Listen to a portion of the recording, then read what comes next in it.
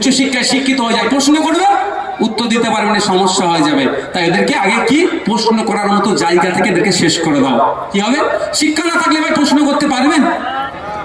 তো এই জন্য এদের কল। আর এরা, আরে আপনাদের ওন্দার যিনি বিধায়ক আছেন, ইনি হিন্দুর ভালো চান, আদিবাসীর ভালো চান, দলিতের ভালো চান। কিন্তু এই দলিতের ভালো কিভাবে চাই? শুধু জয় শ্রীরাম বলে বলে ভালো হয়ে যাবে। তাই যদি ভালো হয়ে যায়, অন্তত একটা আদিবাসী গিয়ে পেট্রোল পাম্পে বলুন জয় শ্রীরাম, যা 50 টাকায় তেল দাও, তো দেবে? পিটিয়ে তাড়িয়ে দেবে একদম। ও জয় শ্রীরাম বলবে আর তোমার ভোটটা বাড়িয়ে তোমার ছেলে মেয়েকে বিদেশে পড়ানোর ব্যবস্থা তুমি করবে। আমাদেরকে ঐক্যবদ্ধ হতে হবে ভাই, যে আমি হিন্দু, আমি দলিত, আমি মুসলমান, আমি বুঝি না, আমি মানুষ, আমি নাগরিক, আমি আমার অসুস্থ, আমি আমার ব্লক বা আমার জেলাতে গিয়ে যাতে আমি সুস্থ হতে পারি, ট্রিটমেন্ট করে দিতে হবে সরকারকে। এই দায়িত্ব সরকারকে নিতে হবে। এইটা আমাদেরকে ডিমান্ড রাখতে হবে, এটার দিকে এগিয়ে যেতে হবে। আমি ভারতের নাগরিক, পশ্চিমবাংলার অধিবাসী, আমি উচ্চশিক্ষায় শিক্ষিত হব।